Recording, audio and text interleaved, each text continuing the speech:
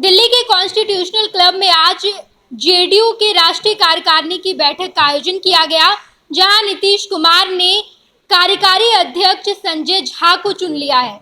और इसके बाद बिहार के साथ साथ देश की सियासत में चर्चा तेज हो गई है कि आखिर नीतीश कुमार ने जेडीयू में अपने बाद दूसरा पोजीशन संजय झा को क्यों दिया।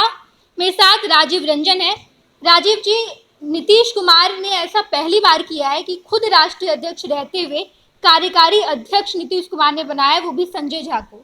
बिल्कुल। और इसका अनुमान पहले से लगाया जा रहा था कि नीतीश कुमार अपना कुछ कामकाज को हल्का करने के लिए, क्योंकि अभी नीतीश कुमार बिहार के मुख्यमंत्री हैं, वो उनको सबसे ज़्यादा व्यस्तता वाला वो पद है बिहार में। उसके बाद नीतीश कुमार के ऊपर पार्टी के संगठन का भी दायित्व था, वो राष्ट्रीय अध्यक्ष भी थे, अब तक हैं अभी। तो ऐसे में नीतीश कुमार ने अपने कामकाज को कुछ हल्का करने के लिए संजय झा को, जो उनके काफ़ी विश्वास पात्र रहे हैं, शुरू से रहे हैं वो विश्वास पात्र, और उनको संजय झा के बारे में बोला जाता था कि वो नीतीश कुमार के किचन कैबिनेट के सदस्य हैं, सारे फैसले लेते रहे हैं वो। तो ऐसे में ये कोई बहुत आश्चर्यजनक बात नहीं है कि नीतीश कुमार ने संजय झा को कार्यकारी अध्यक्ष बनाया है। बिल्कुल, चर्चा इस वजह से भी तेज है राजीव जी, क्योंकि संजय झा वो कड़ी हैं जो नीतीश कुमार और बीजेपी के बीच सामंजस्य बैठाते हैं। जब जब नीतीश कुमार को महागठबंधन का साथ छोड़कर एनडीए के साथ जाना होता है, तो वो कड़ी का काम हमेशा संजय झा करते हैं। ये बात लगातार राजनीतिक गलियारे में चलती है, और ऐसे में संजय झा को बड़ी जिम्मेदारी देना, यानी कि बीजेपी के और करीब जाना है। ये एक मैसेज हो सकता है कि हम बीजेपी के, जो मेरे बीजेपी के समर्थक हैं जो हमारी पार्टी में, हम उनको इग्नोर नहीं करते हैं, हम उनको साथ लेकर चलते हैं, हम उनकी सलाह पर काम करते हैं। ये एक राजनीतिक मैसेज भी हो सकता है नीतीश कुमार के साथ।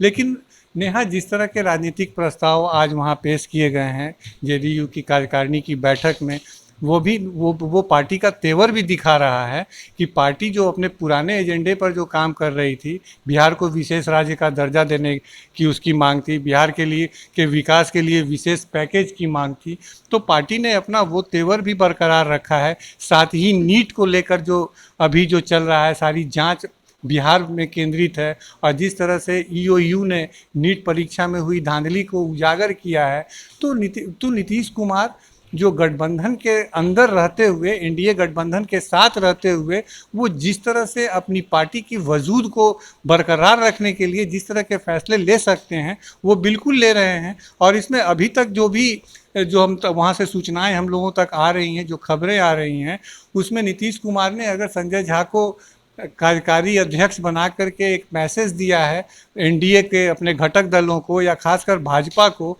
वो बिल्कुल स्पष्ट है कि हम भाजपा के विरोध में ऐसा कोई काम नहीं करने जा रहे हैं। भाजपा के साथ जो नेता हैं, या जो भाजपा के नज़दीक माने जाते हैं जदयू के जो नेता, हम उनमें अपना विश्वास जताते हैं। तो संजय झा को कार्यकारी अध्यक्ष बना करके नीतीश कुमार कहे कि एक तीर से कई निशाने साध रहे हैं वो इस समय। बिल्कुल राजीव जी, देखिए बिहार में 2025 में विधानसभा चुनाव है, और इससे पहले नीतीश कुमार ने इतना बड़ा फैसला लिया है। जहाँ एक तरफ बिहार की सियासत की बात करें तो अभी पिछड़ों पर राजनीति चल रही है, चाहे बीजेपी की बात करें या लालू प्रसाद यादव इस वक्त कुशवाहा कार्ड खेलते हुए नजर आए हैं, और वो कहीं ना कहीं कई हद तक कामगार भी रहा है लालू प्रसाद यादव का कुशवाहा कार्ड। और ऐसे में अब जहां बिहार में पिछड़ों की राजनीति चल रही है, और विधानसभा चुनाव के पहले नीतीश कुमार ने सवर्ण जाति से आने वाले, ब्राह्मण जाति से आते हैं संजय झा, उन्हें इतनी बड़ी जिम्मेदारी दी है, तो इसका क्या मैसेज जाएगा बिहार की राजनीति में?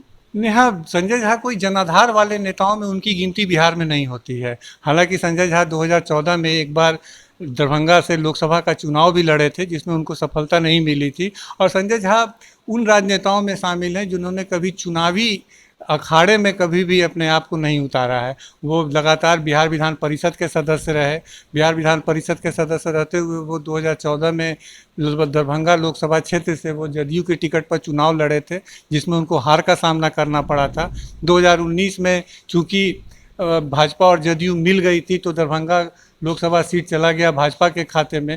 तो ऐसे में उनका कोई जनाधार वाले नेता है, या उनके उनको मतलब जदयू का राष्ट्रीय कार्यकारी अध्यक्ष बनाए जाने से कोई अगड़े वोटों का कोई पोलराइजेशन हो जाएगा, कोई गोलबंदी हो जाएगी, ऐसी सोच तो नहीं दिखती है इसमें। लेकिन हाँ, नीतीश कुमार को जो मैसेज देना था कि हम कार्यकारी अध्यक्ष होंगे, संजय झा पार्टी के कार्यकारी अध्यक्ष होंगे और नीतीश कुमार राष्ट्रीय अध्यक्ष के पद पर अभी भी बरकरार हैं। सारे फैसले जो होंगे वो नीतीश कुमार के तरफ से लिए जाएंगे। संजय झा जो है कि संगठन को मजबूत करना इनके लिए सबसे बड़ी चुनौती है, क्योंकि अगले साल बिहार विधानसभा चुनाव में जा रही है, जदयू को जाना होगा। उसके अलावा जो हाल के दिनों में जो चुनाव है, चाहे वो झारखंड विधानसभा का चुनाव हो या फिर महाराष्ट्र का चुनाव हो, यहाँ जदयू अपने कैंडिडेट उतारने की कोशिश करेगी। तो संगठनात्मक कार्यों के लिए नीतीश कुमार का जो अभी उनकी जो सेहत का हाल है वो लगातार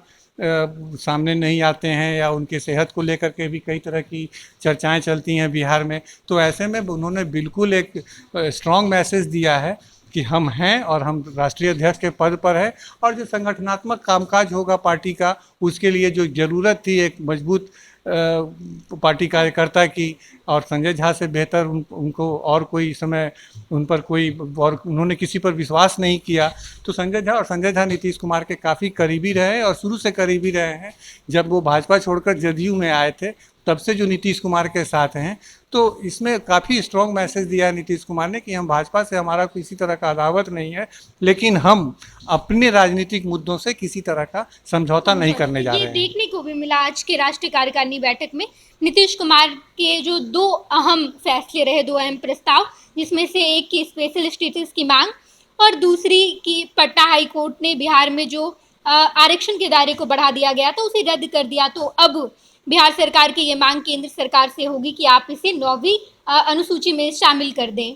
हाँ, उन्होंने आज उसको भी उन्होंने स्पष्ट कर दिया है, पार्टी ने स्पष्ट कर दिया है कि अगर संविधान की 9वीं अनुसूची में इसको शामिल नहीं किया जाता है अगर बिहार में जो आरक्षण दिया गया है, आरक्षण की सीमा 50% से बढ़ाकर 65% तक की गई है, वो जिसको पटना हाई कोर्ट ने रद्द कर दिया है, अगर हमको नहीं वहाँ से अगर हमको मिलता है राहत या उसको संविधान की 9वीं अनुसूची में नहीं शामिल किया जाता है तो वो भी सुप्रीम कोर्ट जाने की तैयारी करेंगे। और उन्होंने बिल्कुल स्पष्ट कर दिया है। तो अब जो बॉल है वो भाजपा के पाले में है कि क्या भाजपा बिहार को विशेष राज्य का दर्जा देने की मांग को स्वीकार करती है। भाजपा अगर उसकी जगह पर भाजपा क्या बिहार को विशेष पैकेज देती है बिहार के विकास के लिए, या भाजपा वो आरक्षण की जो सीमा बढ़ाई गई थी 50% से बढ़ाकर 65% की गई थी उसको संविधान के 9वीं अनुसूची में शामिल करती है।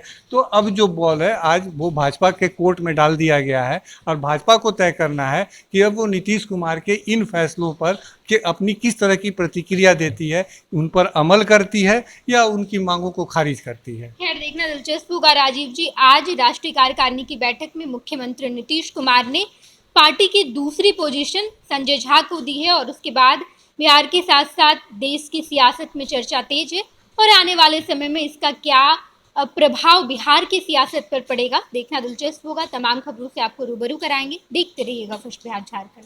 पैनोरमा ग्रुप, जो सोचता है वो करता है। ये लो मुंह मीठा करो, आज मैंने अपना जॉब छोड़ दिया, अब हम पूर्णिया वापस जाएंगे। जॉब छोड़ दिया है? मतलब ये घर कैसे चलेगा, हम करेंगे क्या और माँ बाबूजी क्या बोलेंगे? इसलिए मैं एक और मिठाई का डब्बा लाया, अपने बिजनेस के लिए लोन अप्रूव हो गया। अरे लोन अप्रूव हो गया वो तो ठीक है, लेकिन पूर्णिया में हम रहेंगे कहाँ? अपना घर भी तो नहीं है वहाँ। इसलिए तो एक और मिठाई का डब्बा अलग से लाया हूँ। हमने पूर्णिया में घर ले लिया है, पूर्णिया के ई होम्स पैनोरमा में। पूर्णिया में पैनोरमा ग्रुप लेकर आए हैं ई होम्स पैनोरमा, बड़ा घर, आलीशान जिंदगी और अत्याधुनिक सुविधाओं के संग। अरे अरे, अब क्यों मुंह मीठा करवा रही हो? क्योंकि हम घर वापसी जो कर रहे हैं।